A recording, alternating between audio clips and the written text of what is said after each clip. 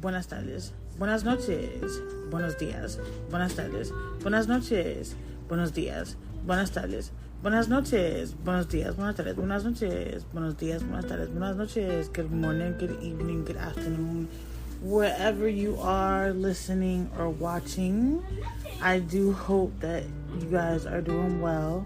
It is November 9th. It is podcast day. And of course, here I am delivering my podcast. How is it going? How is it going? I hope you guys are doing good. I really do. I hope a lot of things are going good for you guys. And I hope that you're focusing more on the positive than you are on whatever negativity may be around you. And it may just be a reminder to just clean home, clean house, clean unnecessary dead weight out of your life. Like I was just reminded by a sister coach, Laquita, you just have to sometimes clean house. Take all that dead weight that means you no good and just get rid of it. If it ain't there to support you, to help you grow, to help you better yourself, then get rid of it. Why have it? Why have it around? And she was right. When I was listening to her talk and the message she sent me, she was definitely right. Like, gotta get rid of that dead weight just because you know somebody for a long time or a short time, or because somebody helped you at one point, doesn't mean that they're always there for you. Doesn't mean that they actually care. Doesn't mean that they're, are a genuine friend. So sometimes you gotta clean house. You gotta make sure that you have, bless you, but all your supporters and all your love, the people that love you around you, surrounding you, so that you can stay focused and positive and in a good direction. But let's see, what's been going good for me? So I got invited to talk on a live for Coach Laquita. I believe it's going to be the 30th, 8 p.m. my time, which is Eastern time. It's only like a 30-minute session, just to give a little background and, talk a little bit. And that's kind of exciting because I'm taking myself out of my comfort zone of just doing pre-recordings. And I'm putting myself out there even more to get these lives, so I can get more comfortable and more confident and, just not let the anxiety get the best of me when it's time to do them. Because I get anxiety, like just the thought of going live for some particular reason. Like, I don't know what it is. I don't know if it's my adrenaline because I'm super excited about it and I get really hyped up and then I make myself sick. I really do not know what it is, but I know that when it's time to do these lives, I be having so much adrenaline that I can feel like I'm about to just explode out my body. Like, it's the weirdest thing to explain, but I do be feeling like I'm about to just burst out my body completely because of the amount of energy that'll just be flowing right through me. But so that's something that's been going well for me, and that's super exciting. Now I gotta sit here and write my bio and take a nice picture that I can send for the promotion. So if you guys want to catch that live, it'll be on my Instagram. Again, I believe it's gonna be on November 30th. And it'll be at my time, 8 p.m. Eastern Standard Time. And my handle for Instagram is Parenting and Mental Illness. So you can catch it live on there. She's a mindset coach, and she's actually amazing at what she does. She's really good. She's really good. Like, she really can have a negative situation seem not so negative in like a matter of just a couple of words, and you start to feel better. But she's really good at what she does, for real. I'll be on her live that day, and it's exciting. I'm excited. It's an opportunity to get my name out there more and attract more clients, attract my ideal clients, and just have the people know who I am and what I do. if this is your first time listening, because I do kind of forget to do this when I'm doing the podcast. Hi, my name is Lynette, and I'm a parent with mental illness. I'm also raising 2 high-functioning autistic adolescents and an atypical 4-year-old. So my oldest is Beba. She's 20 years old. She also has mental illness along with her autism. My middle child is Booger. He's 13 years old. He's also my autistic child with mental illness. And then my 4-year-old, who's lyrical, she's just my typical preschooler. I created this channel during a dark moment in my life where I couldn't find a solution to half of the problems that were happening. I couldn't get over the mental breakdown I was going through. My body was also just slowly deteriorating itself, and my mental illness was just literally all over the place, and I was very, very, very extremely suicidal. And I had a game plan. I even sat down and had spoken to my oldest, and I was like, listen, when you're 18, you'll be responsible for your 2 siblings. I was like, I'm doing more bad than I am doing good. And if you guys are suffering more with me than without me, then I'd rather not, be the reason why you guys are suffering. And it really broke her, which then broke me even more. Which in turn, she was like, you gotta do what you have to do what you have to do to be here. We need you, I need you. And then I was like, well, okay, I'm gonna do the best I can. I promise to do the best that I can to be here. So I went looking for support groups and support systems, but I couldn't find anything that was my situation, where I'm a parent that has mental illness, but I'm also raising kids with disabilities that have mental illness as well, and I'm raising a regular child. So I would find support groups for parents that had illnesses, or support groups for, kids with disabilities, but nothing together. I couldn't find a combo of both of them in one place. So I was like, well, I guess I have no choice but to, let me be my own advocate. Let me be my own cheerleader. Let me cheer for myself. Let me be the support system for myself that I can't find. And that's when I created the platform, Parenting with Mental Illness. And I haven't looked back since, you guys. I look back sometimes at some, random videos here or there, and I'm like, wow, I wasn't really in a bad place.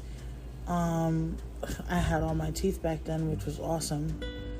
But because I was in such a bad place, my dental hygiene was not what it should be, yes? You had this in your mouth, and the tooth came out. Okay. So tell them that. Okay, I will, if you let me finish talking. Okay.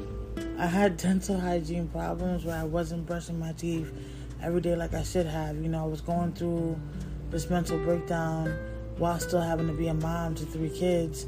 And then in this entire process, I'm ending up in a wheelchair with no explanations and no answers. So my teeth are my enamel on my teeth are all coming off, and my teeth are falling apart. I don't have a dentist appointment until February. They couldn't fit me in before then, so I don't even know if there's gonna be any teeth by then.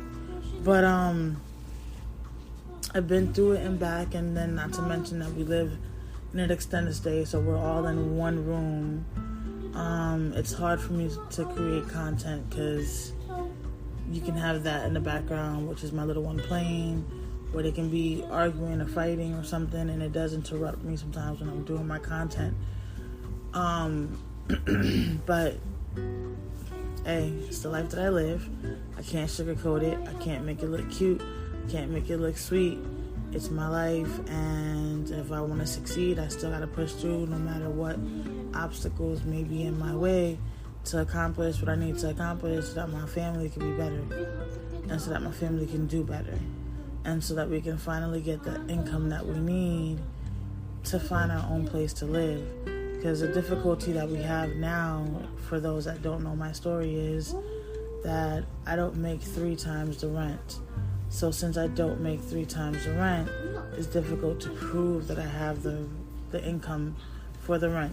Mind you, the amount that we're paying in extended stay, like if we can pay that every single month, I feel like that should already prove that I have the income to pay for an apartment that's going to be cheaper than that. But they don't look at it that way. And then I don't have enough rental history. And then to top it off, I have a rent debt for breaking the lease to the apartment complex that we had because we had to leave. So those things are against me. Yes. There's nothing else there. Go ahead, but there's nothing else there. Or against me when I'm trying to get a place to live. And that's just making it harder. So the more we can bring in income, then the easier it'll be for us. So what can I do as a parent, a single parent, raising, these 3 kids? My daughter is having her own mental breakdown and falling apart, and I can't leave her alone. I can't go work physically a 9 to 5 in nobody's job because 1, the transportation with the wheelchair, 2, the chronic pain, and just my own mental health is not at a place for me to be trying to socialize with people when I'm not a people person like that. You know what I'm saying? I have to want to be bothered with people. So there was a lot of strikes to me going to get a 9 to 5, like I've always done in the past when I need to. On here. Please take it off. And I took it off. what can I do? Like, I can't sit here and cry boo-hoo about my situation and be like, oh my gosh, I've ended up in a wheelchair, everything's falling apart, why me, why me, why me?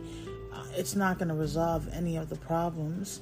So instead of just sitting and moping around, I decided to find another way to be able to provide for my family. Like, I worked from home before all of this happened. I worked from home for a third-party company, and I worked for Priceline through that third-party company. And I loved my job. But when we left the apartment complex, I was no longer hardwired internet, and you can't use Wi-Fi on their platforms. It'll constantly keep crashing. And then your stats and everything will crash because you're constantly getting kicked out of the system. And that doesn't look good.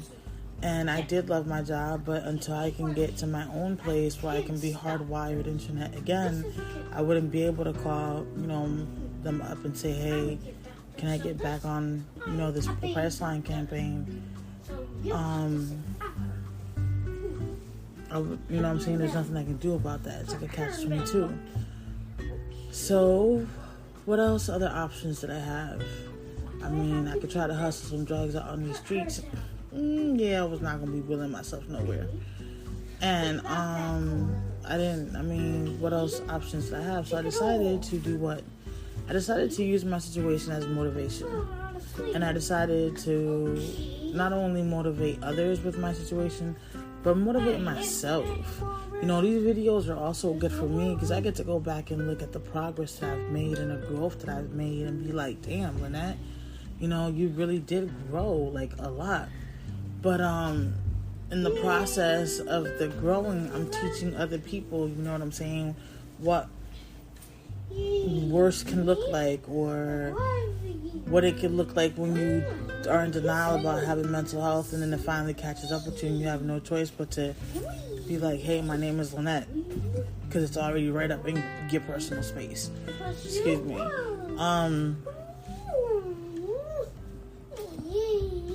Sorry, I'm like getting a headache, and I'm trying not to let it manipulate my head, but it's already starting to hurt. So yeah, it's not making it easy talk right now.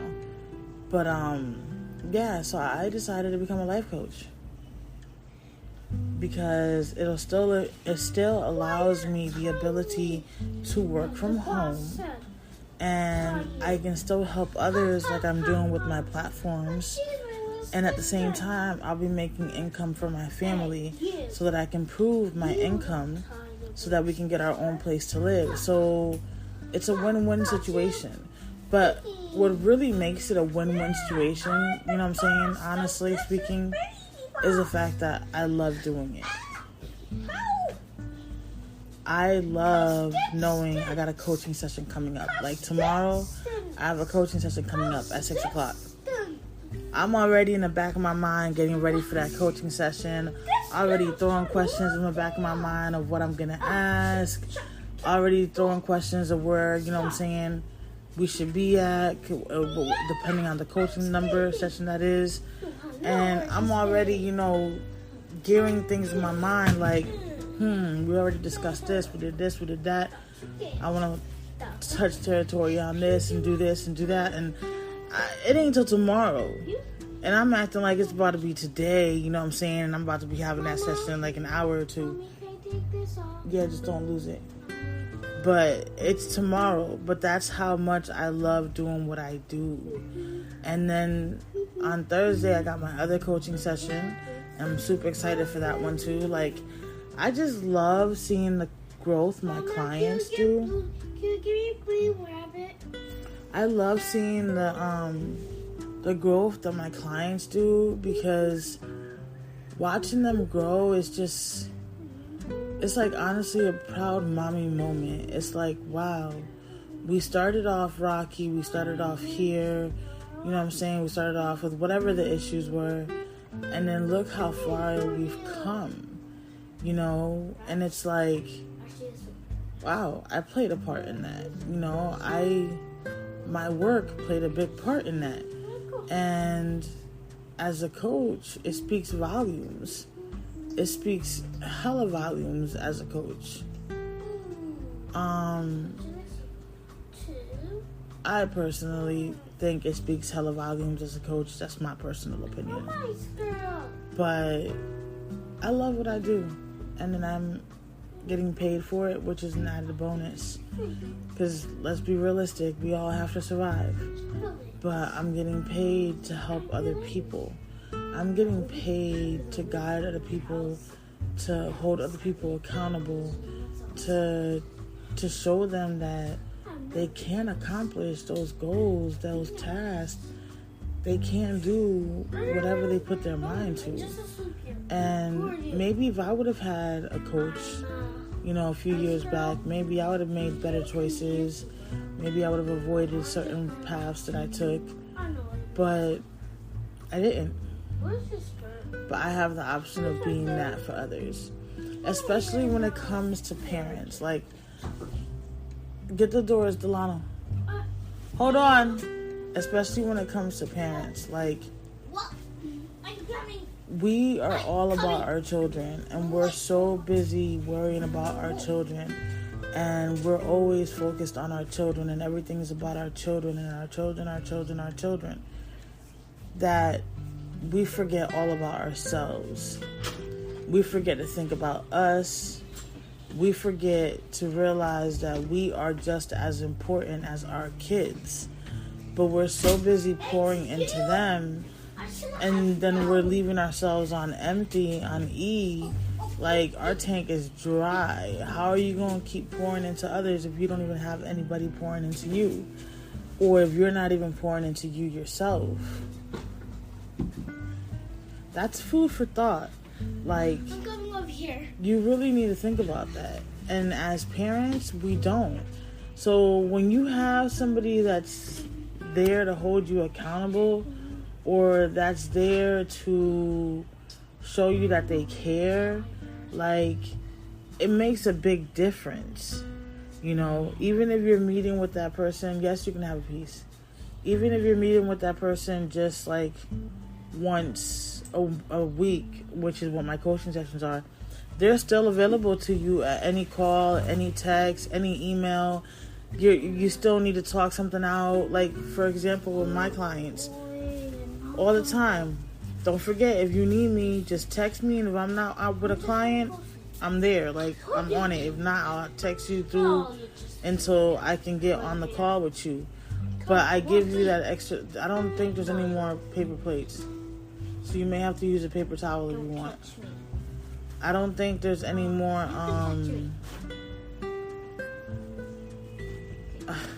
sorry. It's okay. I just don't remember right now what I was saying. You were saying... Yeah, I'm just a text or a call away. Like, one of my clients the other day had extra drama that happened that she wasn't, like, mentally prepared for, and boom, we're on the call, talking it out, walking it through. By the end of the call, she had a game plan of what she was going to do, how she was going to handle it, and how everything was going to go, and she was confident and good to go. In the beginning of the call, she was stressed out. She was just, freaking out. She was like, I can't believe this. She was with her mind everywhere. But by the time we ended that call, she had her game plan. She knew exactly what she was going to do. And then she texted me pictures and everything to show me that she actually completed the task that she said she was going to do. And I was proud of her, and I couldn't be more proud. And I had to tell her, I'm very proud of you. Like, you kept your gun. You did your part of the bargain. You did what you said you were going to do. You kept your word. Like, that speaks volumes of a client. Because that means that everything that you're saying and doing is resonating with them. But yeah, I love what I do, you guys. So I just had to give y'all that introduction, which took pretty much almost my whole podcast time now. Sorry, but I always come on here assuming that you guys are returning listeners, assuming that you're returning viewers all the time, and I forget that sometimes I do get stragglers that are just coming to the channel and don't know anything about the channel. But here I am, my goofy self, or my serious self, or my over emotional self, or my crying self, or whatever person shows up that day to record, and I'm expecting people to understand and know where I'm coming from. But yeah, this channel represents my parenting and mental illness platform, along with my coaching business at the same time for my life coach for parents.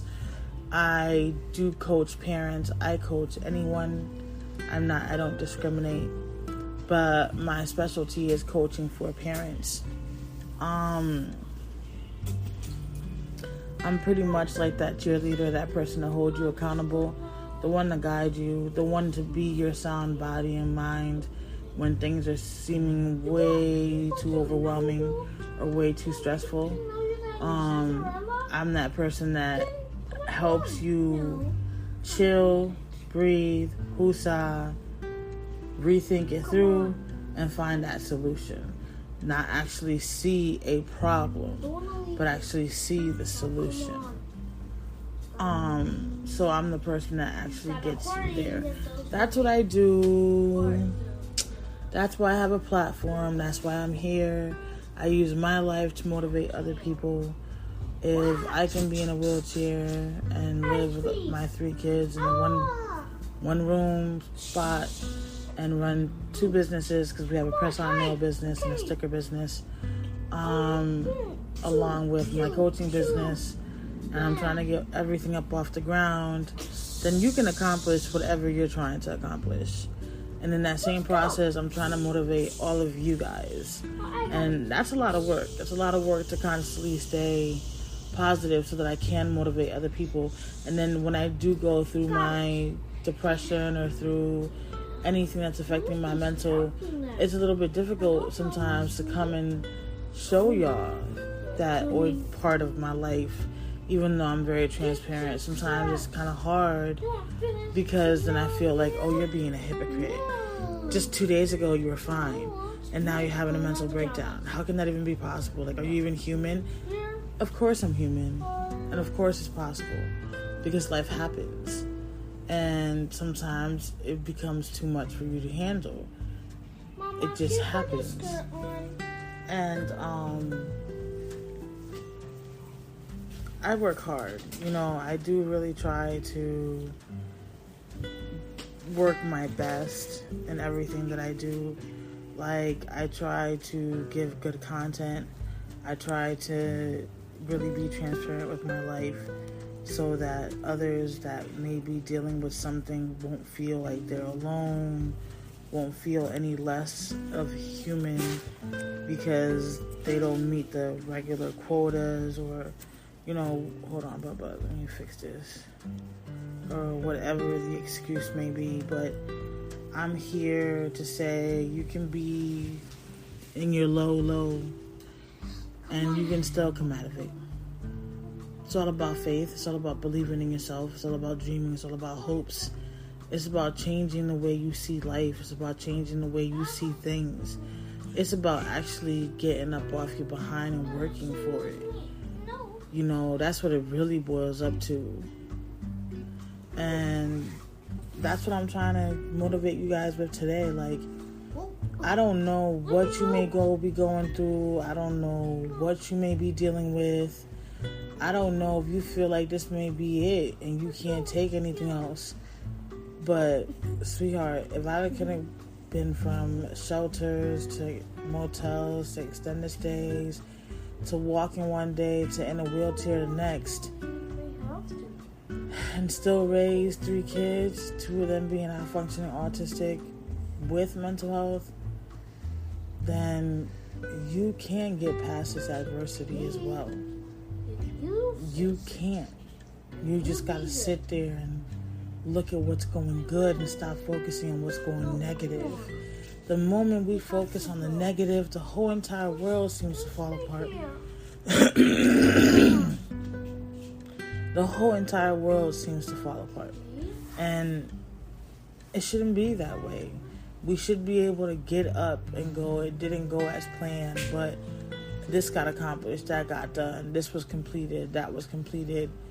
Okay, we didn't get to these other things, but we'll get to them. We at least got this done. Like, this is at least completed and ready to go. Focus on what is going well. Stop beating yourself up for what is not going well. Like, you're not going to get anywhere by doing that. For example, we're living in the same place that we were living at when Stankadoodle was a baby. We're literally the room next door to where we used to live at. When I left this place with my family intact, all of us together, including father, when I left this place with my family intact, I thought I was making a decision that would better my family's opportunities and chances. And it turned out the decision that I made, Delano, the room door is still open. It is? Yes, you didn't close it all the way. It turns out the decision that I made destroyed my whole entire family. But sometimes when I go outside to go smoke a cigarette, and I'll just, be smoking my trees or smoking a cigarette, and I'll just start thinking about the past and be like, if I wouldn't have made that decision that time, who knows where we would be at now?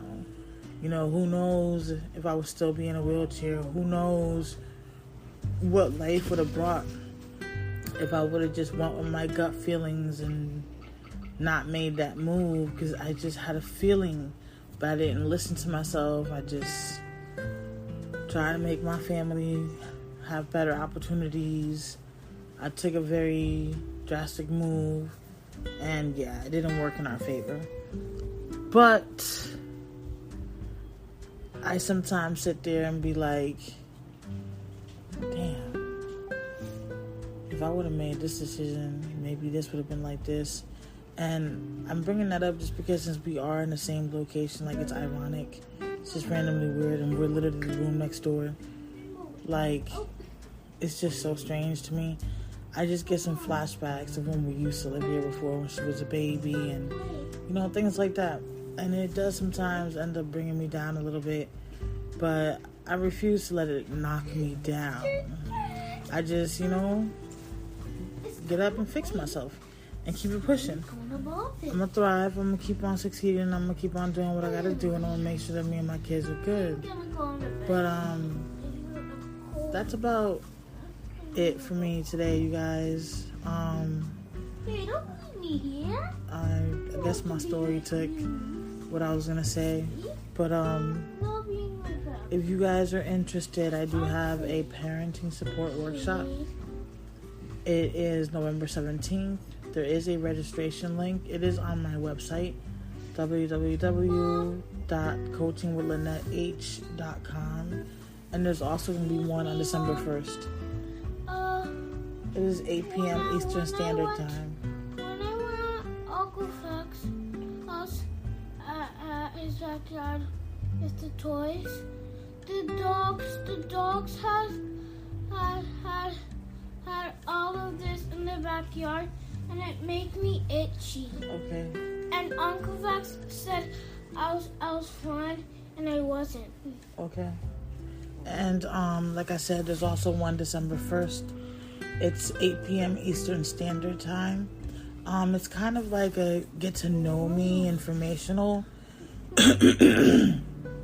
I'll explain what a life coach for parents does. I'll explain why I do what I do. I'll also give a couple of tips that I use, in my own home with my own kids.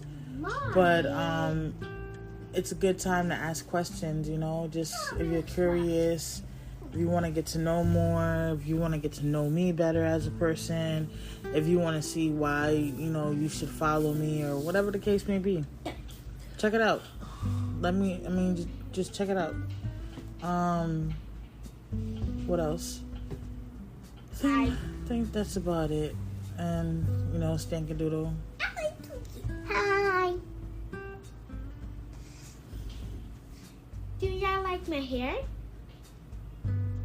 Yeah, Beva did her hair.